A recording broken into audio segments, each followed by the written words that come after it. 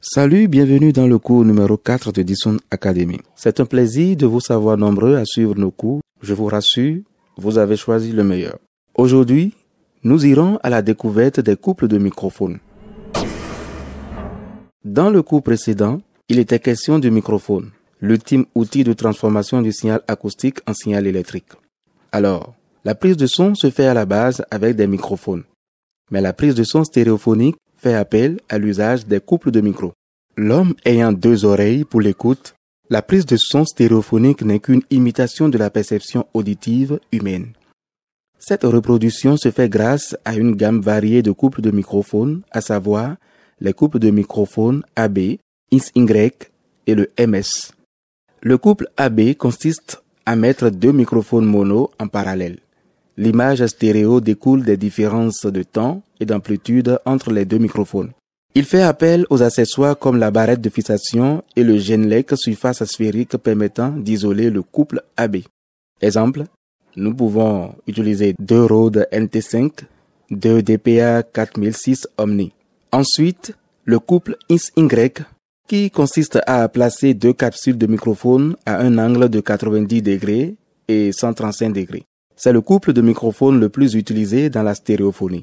Exemple, le Rode NT4, Audio-Technica AT825, les Schoeps Omni, le MK4 Schoeps Cardioid.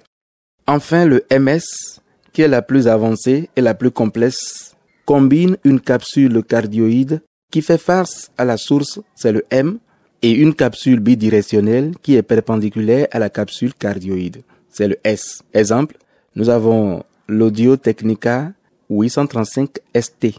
Notons que nous pouvons avoir ces couples en combinant des microphones ou la voix à corps unique. En dehors de ces couples de microphones stéréo, nous avons aussi le Superlux, le ORTF et le Binaural. Pour ce dernier, les microphones sont placés à l'intérieur des cavités auditives d'une tête de mannequin afin de reproduire un son proche de la perception humaine. Plusieurs facteurs entrent en ligne de compte pour une bonne prise de son stéréophonique, à savoir le choix du couple de microphones en tenant compte de l'environnement d'enregistrement, c'est-à-dire l'espace. La distance critique entre la source sonore et le couple de microphones. L'angle de croisement entre les microphones couplés à définir sur les barrettes de fixation, sauf ceux déjà couplés à la fabrication. Il est important dans la prise de son stéréophonique de ne pas privilégier une source au détriment des autres, mais plutôt chercher à restituer la sensation sonore que nous avons à l'oreille nue. Ainsi, l'écoute à l'oreille nue avant l'enregistrement est primordiale.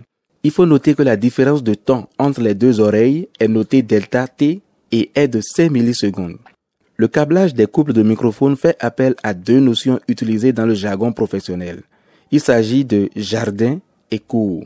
Jardin pour le microphone qui fait face à notre gauche quand nous sommes face à la scène et cour pour le microphone qui fait face à notre droite, toujours face à la scène. Pour le câblage, il faut respecter l'ordre jardin, ensuite cour. Rappelons que ce principe ne s'applique pas au couple de microphones AB.